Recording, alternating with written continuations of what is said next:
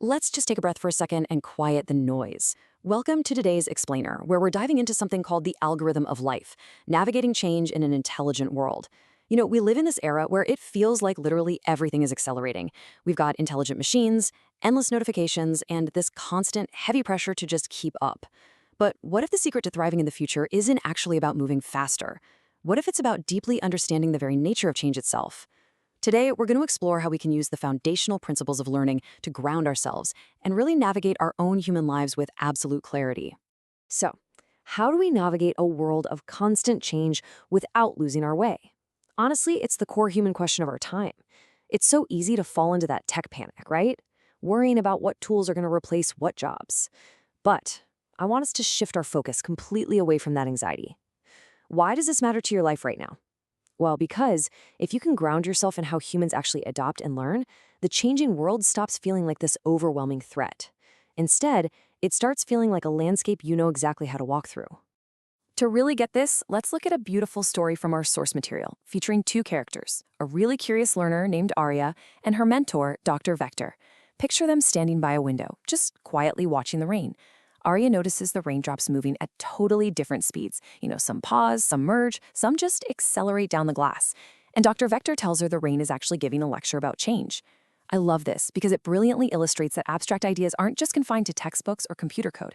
The reality of change is deeply rooted in our ordinary, physical lives. It's literally happening right outside our windows. Think about a photograph for a second. It captures a moment perfectly, sure, but it completely hides movement. If you're just looking at a single watermark on a stone, you have absolutely no idea if the river is rising or falling. You need a sequence. You have to read the world like a river. And this matters immensely to your daily life because, let's face it, we so often judge ourselves based on a single snapshot, a single failure, one awkward conversation, or just a really difficult day. But to truly understand your own direction and growth, you have to look at the flow of your actions over time. Okay, hear me out on this next part. We have to bring up a word that usually causes a ton of anxiety: calculus. But let's completely strip the fear away from it right now. In this context, calculus is simply defined as the bridge from a mistake to a meaningful adjustment. Common sense made precise. That's all it is. It's just the human ability to notice a change and ask, by how much?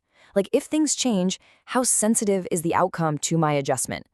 When you realize this, math stops being some abstract punishment from high school and becomes a beautiful, elegant toolkit for your own personal growth.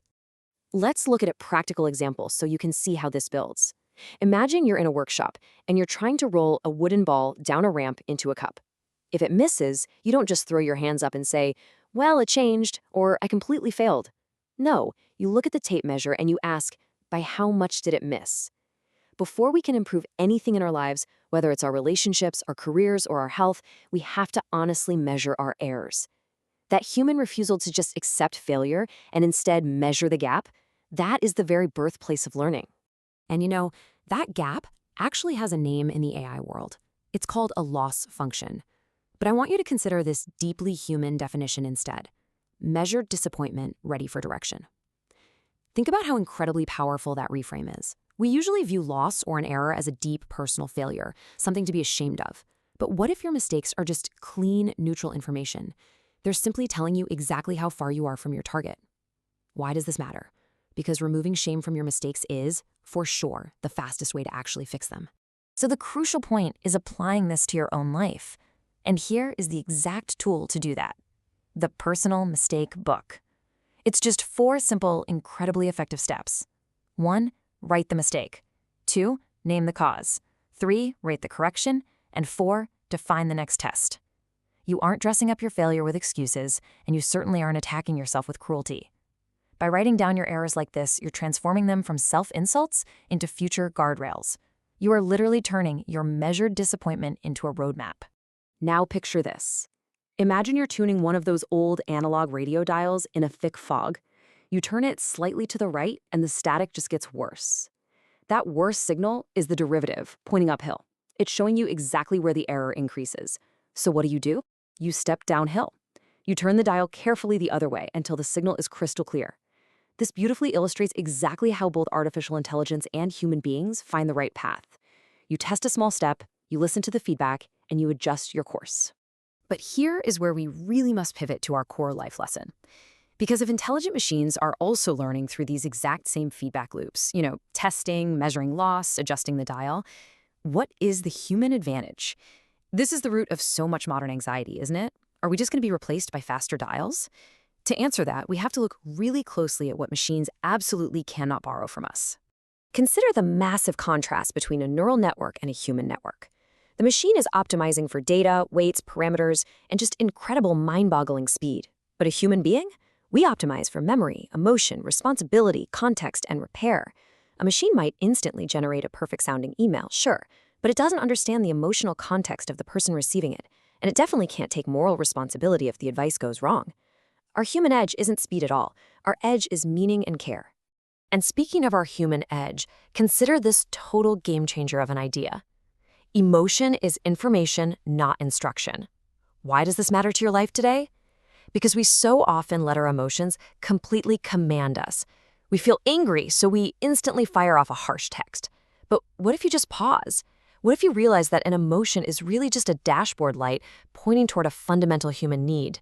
Maybe a need for respect or safety or just some rest?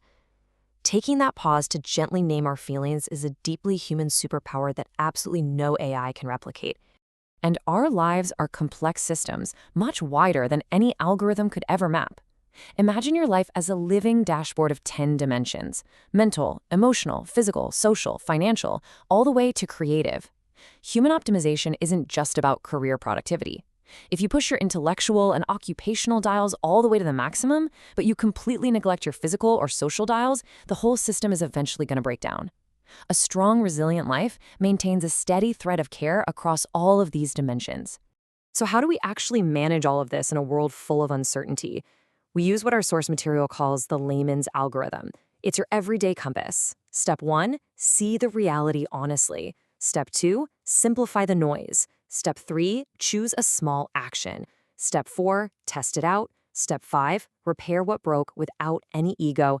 And step 6, continue. You don't need to have the next 5 years mapped out perfectly. You really just need to run this small, honest human loop every single day. But to run that algorithm, we sometimes hit a major roadblock. We have to engage in unlearning. Now, unlearning is the conscious revision of a belief that no longer serves truth, growth, or kindness. Think about it carefully.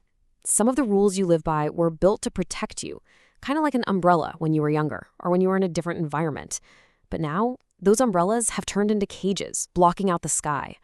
Unlearning is the vital mental housekeeping required to actually navigate the future effectively. So, once you clear out those old cages, what do you actually do with your day? You need a calm, daily routine for the AI age. Instead of dramatic, anxiety-driven reinventions of yourself, focus on small, compounding actions. Learn one new signal from the world. Practice one skill.